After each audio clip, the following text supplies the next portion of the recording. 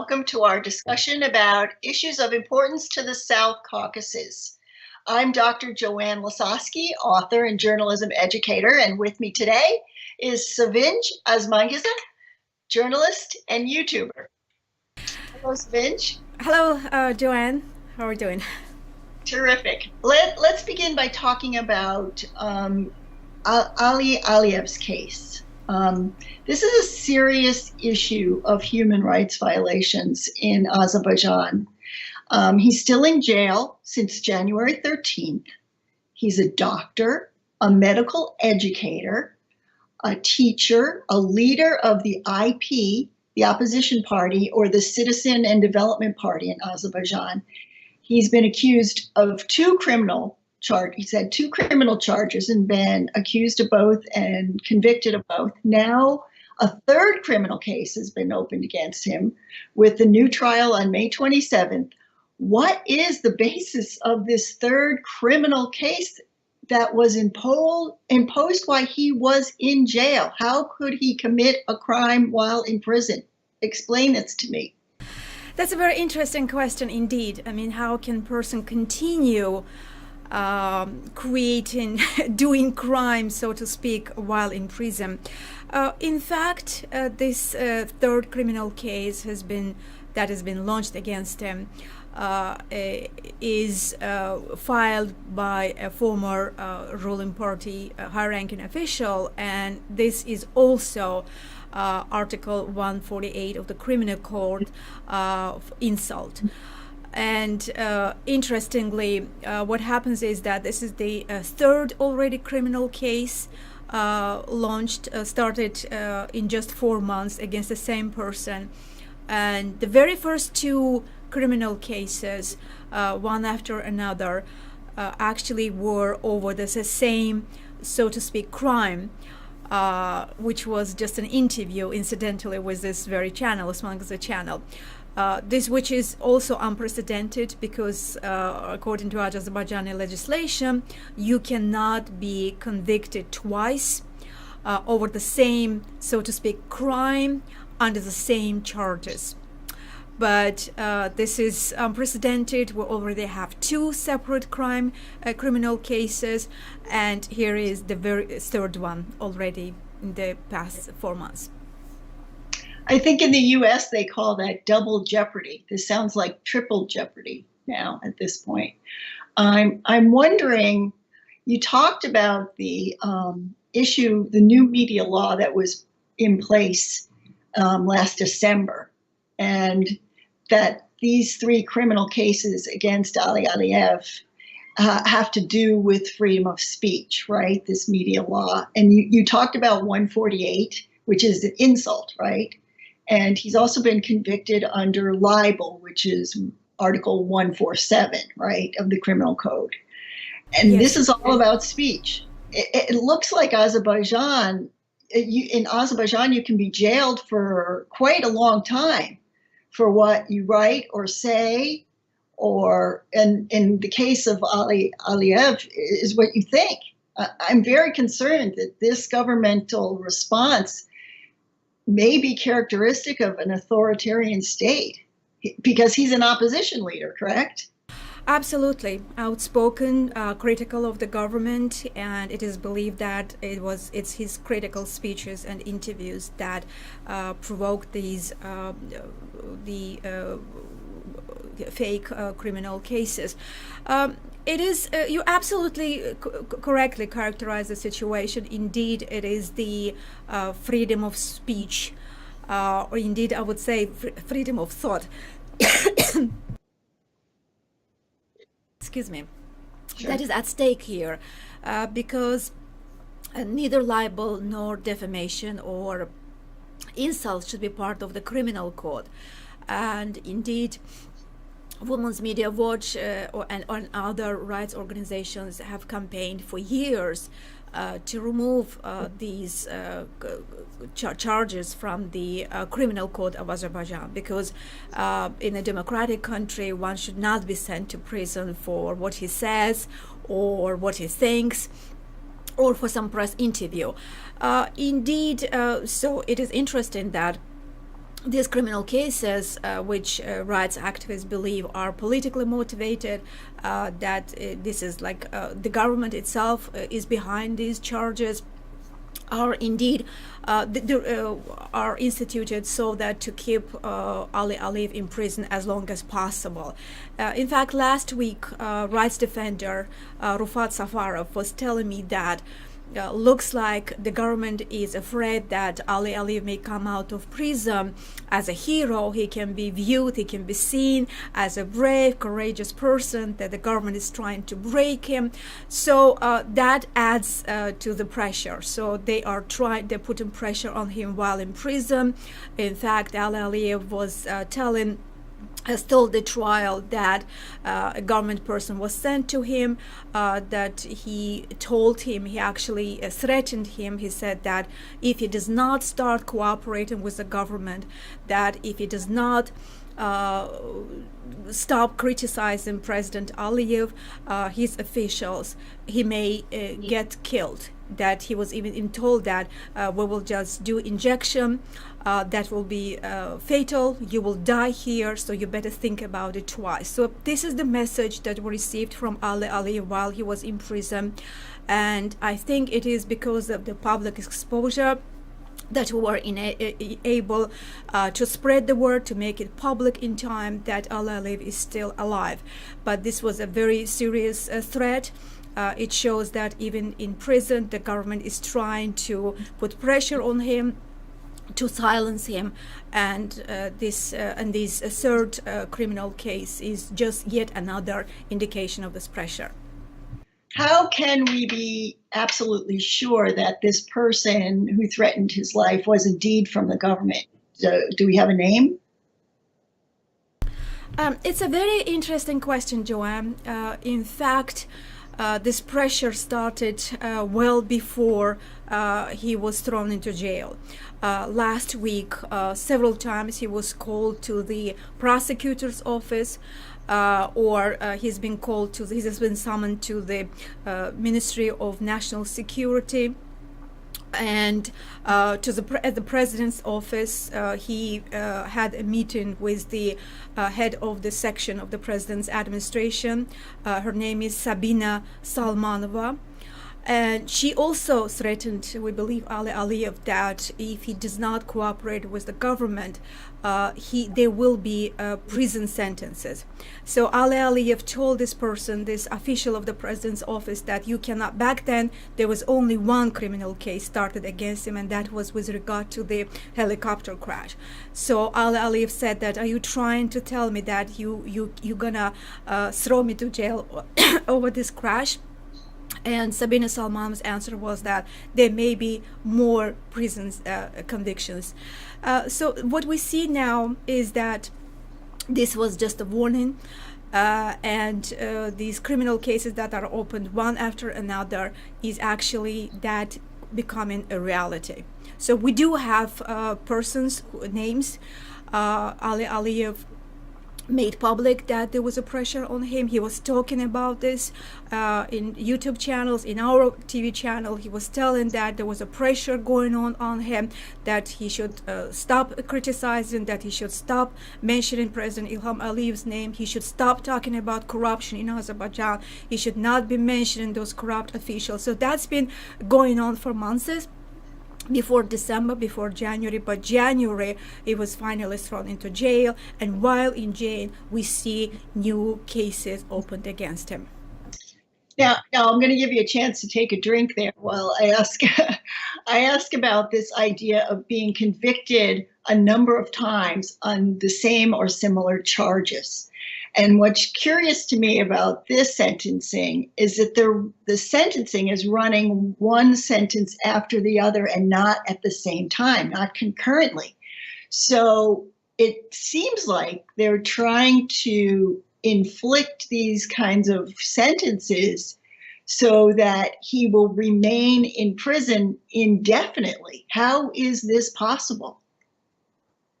You're absolutely right. I mean, if you look at the timings of each criminal case, as if they're waiting for one prison term to come to an end and then start the second one, and then they're waiting for the second one to come to an end to start the third one, because the third one that has been started only now last week, it actually is about interview that took place 8 months ago. So imagine a person has been sitting there who thinks that he's been insulted by Ali Aliyev. He's been sitting there for 8 months doing nothing at all, but then in January, Ali Aliyev gets in prison. Again, he doesn't do anything. So he waits for another 4 months, and only after that he comes forward and launches this case. So this obviously shows, again, actually I was talking to a journalist colleague of mine who's been in touch with the family, Ali Aliyev's family,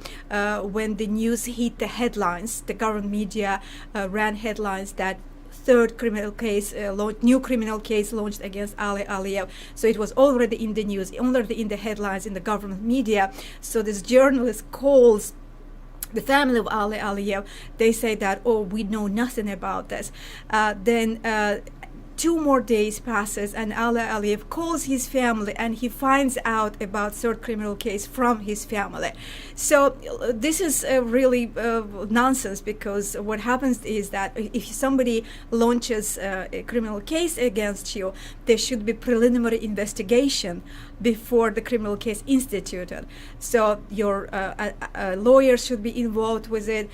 You would be aware of that, and after this initial investigation over, then the judge decides that it goes that there will be legally a criminal case instituted. So imagine the press writes about this even before the lawyers of Ali Aliyev find out about, even before he himself knows anything about it. So it looks to me as if it actually proves one more time that this is a political order. So someone somewhere, probably in the president's administration or elsewhere, gives a political order that there should be third criminal case. So the team works on that. Lawyers knows about it. Plaintiff knows about it. The media knows about it. But media does a better job. So it jumps ahead and writes headlines about it even before the defendant is notified about this. So as I said, it just shows one more time that it's a sham trial. The very first trial was labeled by rights activists as an express trial because of the way it was conducted, hastily, in a rush. So looks like a third case will not be any different. So we have a politically motivated criminal case, essentially. So I asked some questions about you about how he's considered in the international media and the human rights activists. He's considered a prisoner of conscience, right? A prisoner of conscience. Now, what's the difference between a political prisoner and a prisoner of conscience? Well, the rights defenders characterize him as a prisoner of conscience because, indeed, his only crime is talking his mind.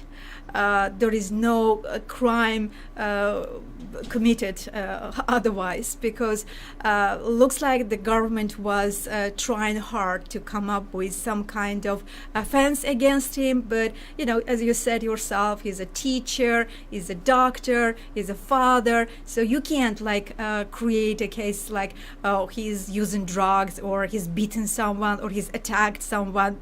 These are usually sham convictions, articles that are used by the government. So they came up, the strongest they could come up with was libel and defamation, which should not be part of the criminal code in the first place.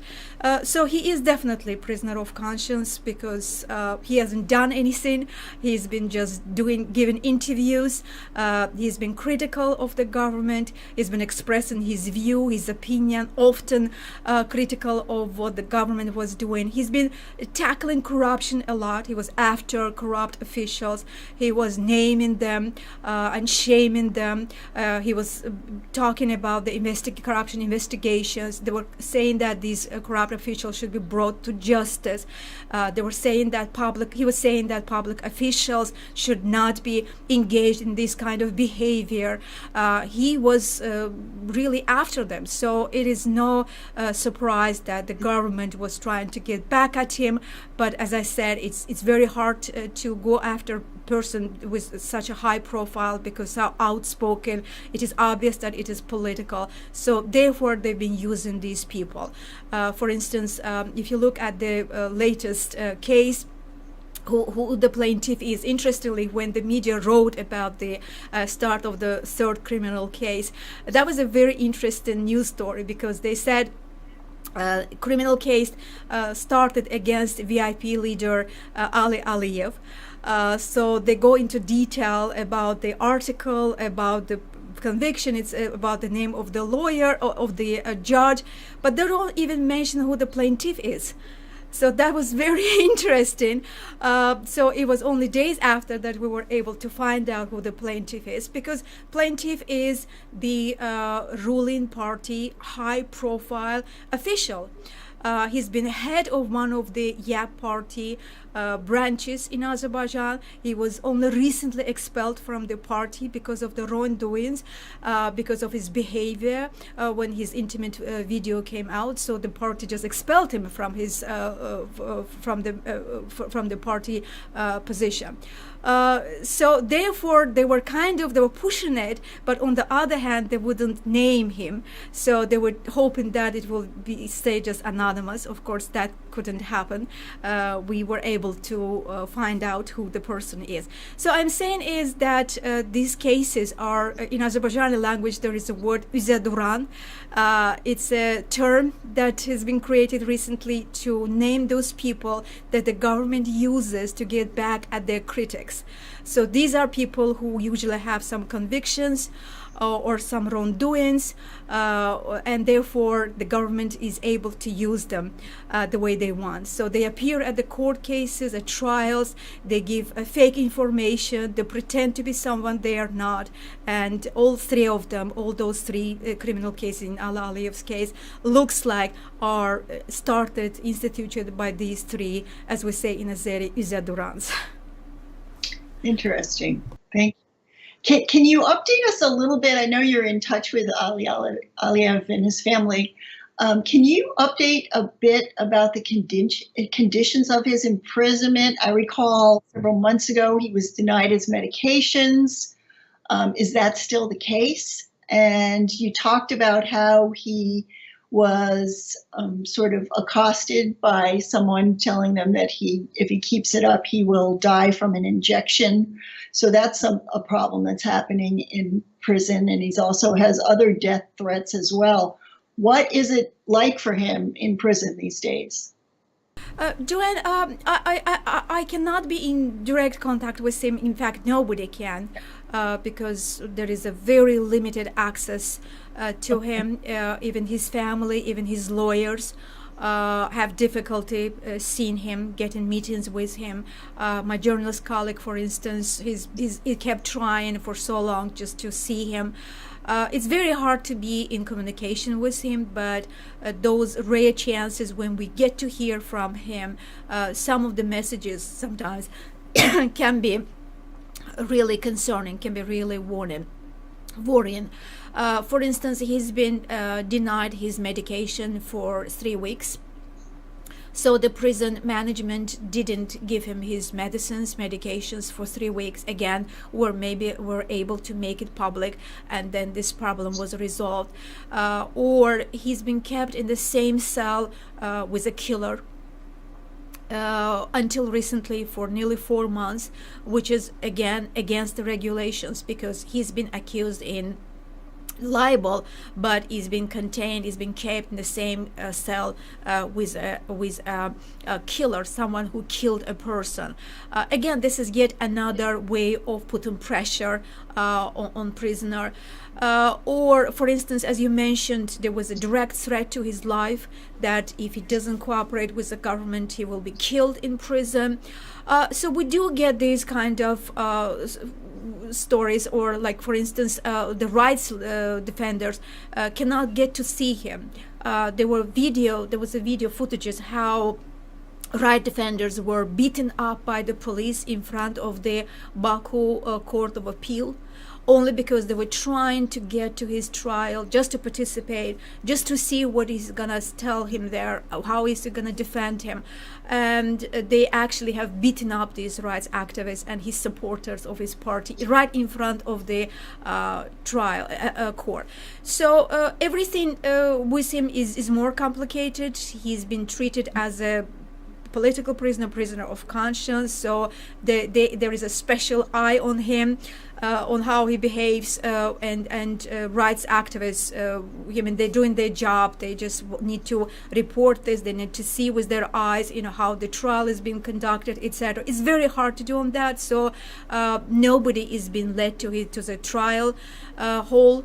And they bring this excuse that as if there is pandemic. Imagine there are huge concert halls in Baku, people, demonstrations, concerts in open air, in closed locations, but right defenders cannot get to his court. So obviously this is just an excuse to do it as close to the public as possible. Is this a common practice for political opposition leaders to have their lives threatened, to be thrown in jail for speaking? Did he receive threats like this before, or any kind of threats before he was imprisoned? Well, it's actually he is the highest ranking politician in Azerbaijan that is thrown into jail and for freedom of speech, for for an interview or for his words, but unfortunately those threats against politicians are widespread. Not all of them can make it public, the pressure on them. So luckily Ali Aliyev was one of such politicians who would make it public. So because of that, thanks to that, we actually know that the pressure on him has been building up. Interestingly, Ali Aliyev was part of the dialogue with the government. Ilham Aliyev proudly says that there is a dialogue going on with opposition parties in Azerbaijan, as if 50 parties are part of this. To be honest, I did not even know that. Still today, I don't know who these 50 parties are or whose members are. Probably there isn't more than 100 people together in all those 50 parties. But it's important for Ilham Aliyev that to say, at least nominally, as if there is some kind of political dialogue going on. So interestingly, Ali Aliyev took part in this dialogue. So 2 years ago, when Ilham Aliyev, president, invited political parties to come join this dialogue, he was one of these opposition parties who actually gave consent to be part of it. But after attending its meetings, he came out and publicly denounced it. He said that there is nothing to discuss at this dialogue, that national interest matters are not part of these discussions, and he publicly separated himself. He publicly left this dialogue. So I believe this may be one of many reasons why the government is after him, because he knows he was able to publicly prove that there is no such thing as Ilham Aliyev says, a public dialogue. So it is interesting to see that it also damages the government's reaction, because government is trying to show to the international community as if there is it is engaged in some kind of citizen society dialogue. So Ilham Aliyev was able to prove that this is not the case. But again, I think that there may be many reasons or more reasons why he's still in prison. One of the reasons is definitely because he was so outspoken of Russia. of Russia's aggression against Azerbaijan, of political government of Azerbaijan being under Russia's influence, and the fact that we believe that Russia may have played a certain role in throwing Aliyev to jail. But in the end of the day, it is basically what he was saying that he is imprisoned for. Jail opposition leader just because of interviews, just because of his words. This just shows the situation with freedom of speech in Azerbaijan, or I would say even freedom of thought in Azerbaijan, because in that interview he wasn't even saying for sure this is the case. He says that I think it may be the case. So you're not allowed to think differently from the government line. So you should be thinking exactly the way the government tells you to think. And that does sound like a human rights crisis. On some other news, I see that there was a peaceful march by a group of citizens earlier this month in downtown Baku. What can you tell us about this protest? Now, it seems this protest was not handled at all like the protests I witnessed in 2011 when I was in Baku, where the police immediately broke up the protests and beat the leaders and carried them away by their hair. How did this protest make it under the wire? How was this protest conducted differently? You're absolutely right. The protests, no matter how small or big, are banned in Azerbaijan. Even one person protest, one person holding a slogan would be enough to throw this person to jail. And yet it was unusual to see such a relatively large crowd of people attending this demonstration in central downtown Baku.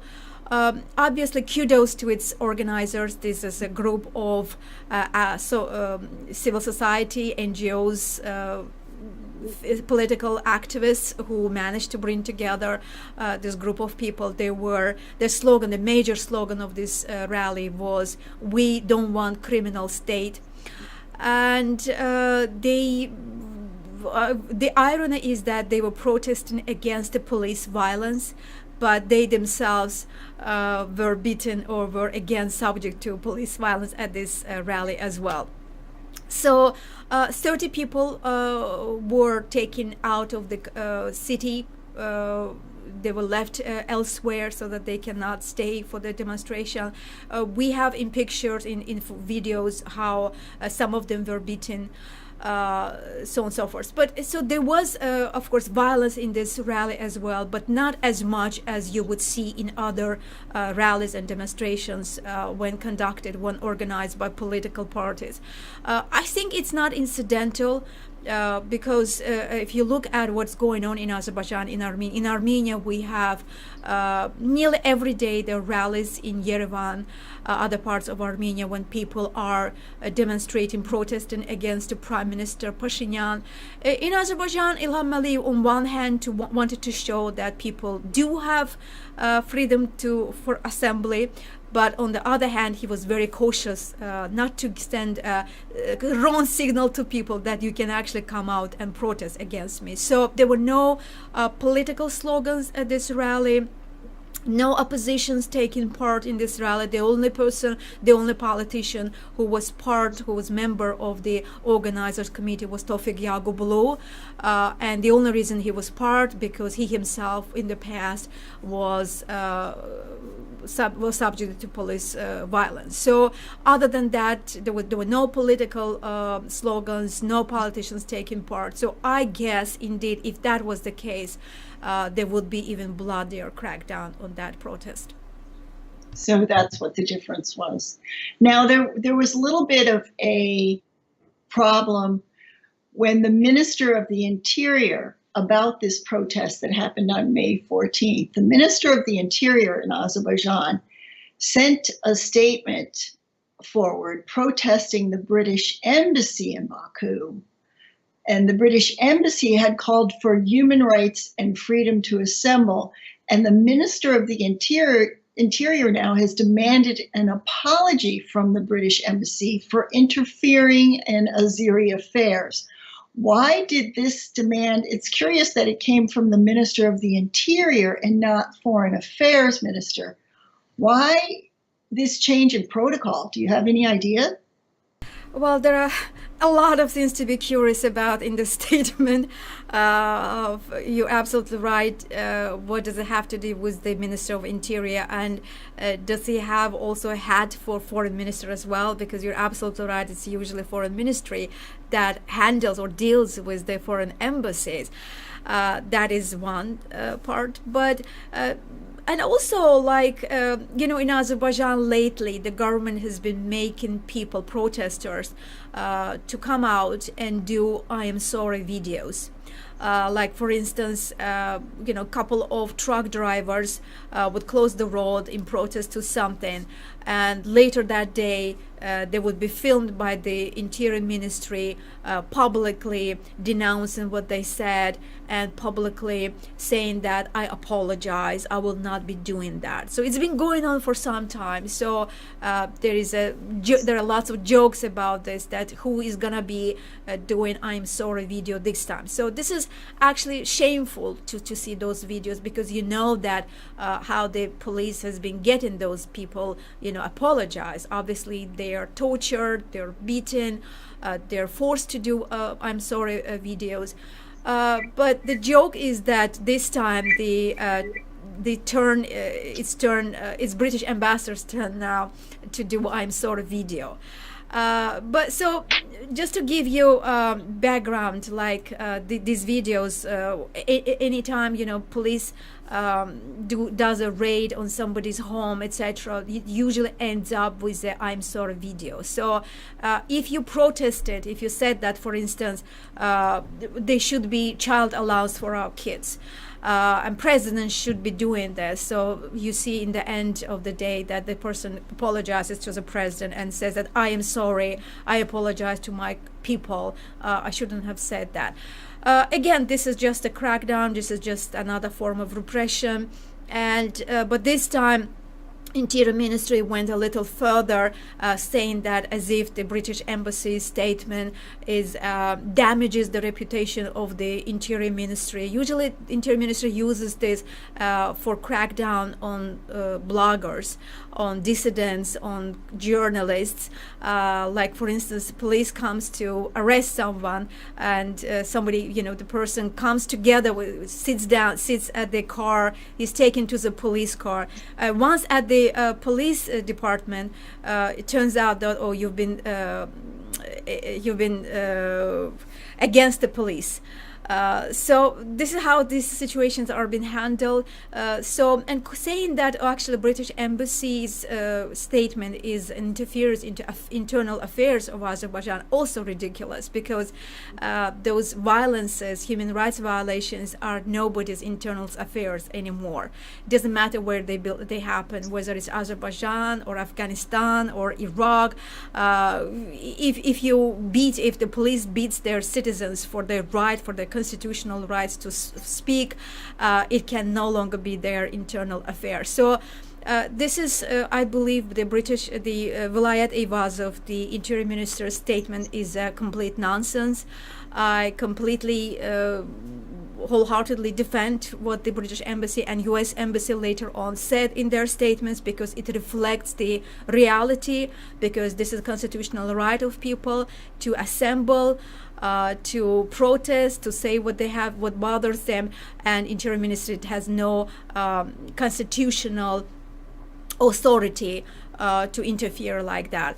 But interestingly, the United States also issued a statement, but a couple of days later. But there was no similar statement from the Interior Minister. I think it's because of the public reaction to the first statement, because everybody ridiculed it. Everybody has been ridiculing the Interior Minister since when he's also a foreign minister, etc. And it just has drawn more public attention. So therefore, I believe Interior Minister decided to keep silence about the U.S. State Department's reaction. So, speaking of the U.S., that's interesting that the U.S. didn't get the same reaction either from the Foreign Ministry or the Interior Ministry. But I see that recent statements issued by the US administration all mention human rights and democracy lately. Even the latest Republic Day message.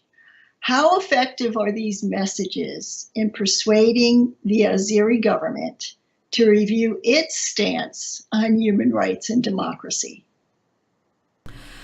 First of all, I think, Joanne, the mentioning or highlighting respect for freedom of speech and democracy is vital, is very important. And you're absolutely right that even the holiday message of President Biden also mentions respect for freedom of for basic freedoms and democracy, rule of law.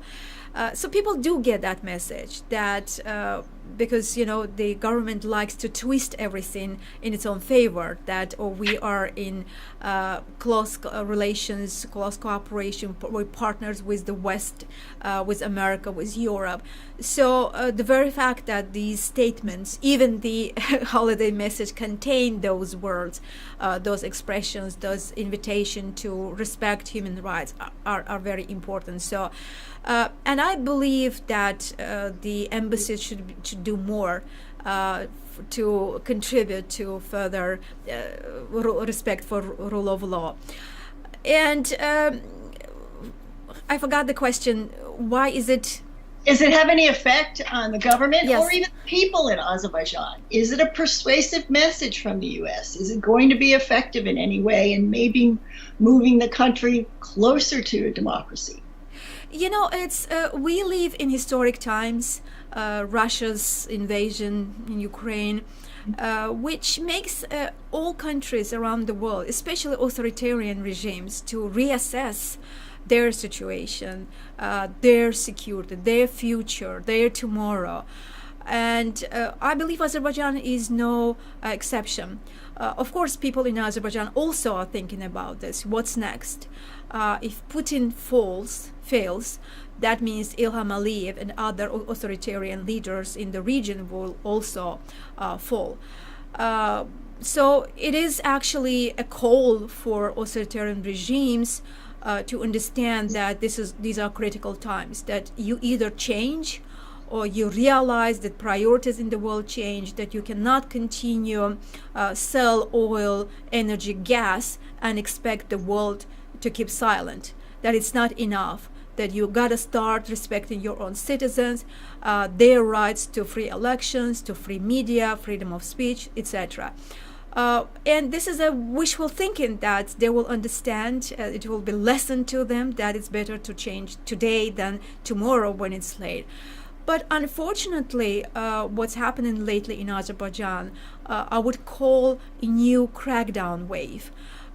Because instead of actually making progress towards better, we see actually stepping back. Like, for instance, third criminal case against a critic, or 30 people, peaceful protesters beaten, or a new Ramazanov, a blogger, a former political prisoner, jailed in Azerbaijan again. 6 people who have been deported from at least 6 of them, people who are deported back to Azerbaijan, or already jailed. So these are not the things that a government who wishes to change would do. So I do think that people in Azerbaijan are feeling that the changes are coming, that you finally have to decide where you want to be, because indeed Russia-Ukraine war is a war of authoritarian regime against democracy, and the people of Azerbaijan are with Ukraine, and they're not with Ukraine just in the fight, not over the land, but in the fight over the values and important pillars of democracy, freedom of speech, freedom of media, etc. Does the government of Azerbaijan understand it? I think they're playing double roles. On one hand, they're trying to give an impression that they're changing to, like, for instance, you see Ilham Aliyev yesterday visiting Brussels, so instead of Moscow. Which would be unthinkable only last year. Before going to Brussels, they would make a stopover in Moscow. So this time, Moscow visit did not happen, and they flew straight to the Brussels. Although today, Russian Foreign Minister Lavrov gave them phone call, both to Azeri and Armenian foreign ministers. So I guess what President Aliyev is trying to do to give an impression that he understands, he's doing his best to get out of Russia's influence. But I don't think it is happening. I think it is just faking it. Let's not forget that only February this year, February 22, only 2 days prior to start of Russia's war against Ukraine, it was this very President Aliyev who flew to Moscow and signed this decree on allied relationships with Moscow. This came as a complete shock for Azeri people. They knew nothing about that this visit and this treaty were coming up. They knew nothing that it would happen only 2 days before the invasion started. And now Azerbaijan is officially an ally of aggressor. So I don't think that much change in Azerbaijan. I think government of Azerbaijan is only faking it, that he realizes how bad things are. But deep in heart, I think President Aliyev and his officials are praying day and night that aggressor wins, Ukraine loses, and things are back to business as usual. But that's not how the people of Azerbaijan thinks. But the government hasn't made an official statement anywhere that they are in favor of the Russian government in this conflict. But their actions say that. Okay. They haven't also condemned this aggression, never ever. They never said that it was wrong. They never said that Azerbaijan supports Ukraine's territorial integrity. These are basic things that should have been done like months ago. Azerbaijan... All of Europe, all the European countries and the West have all made statements against the conflict, right? Absolutely. There are things that Azerbaijan as a minor country cannot do. For instance, it may be understandable that they're not publicly joining those sanctions because Russia is indeed aggressor, but it's neighbor aggressor. But there are things that we should have done yesterday or the day before yesterday, because territorial integrity is very important, big importance for Azerbaijan itself. We also suffered for over 30 years because our territorial integrity were not recognized. And now seeing what's happening in Ukraine, how a democratic and peaceful country has been invaded, to turn to keep silence on it and pretend that we don't see it is not what the people of Azerbaijan wants. But again, we see a division between what the government does and what the people wants. If you are back in the streets in Azerbaijan, as we were once with you, and you talk to the people, you will see that hearts of people are with Ukrainians. I know a lot of courageous Azerbaijani people, guys, who are, as we speak, in Ukraine, fighting together with Ukrainians. But government behaves differently. It, as I said, does not publicly support Ukraine. And unfortunately, I would not be even surprised if tomorrow we find out that in these critical states it's been doing its best to support the aggressor. Thank you, Sevinch. You've given us much to think about. I very much appreciate your time and hope to see you again very soon. Thanks. Thank you so much, Joanne. Thank you.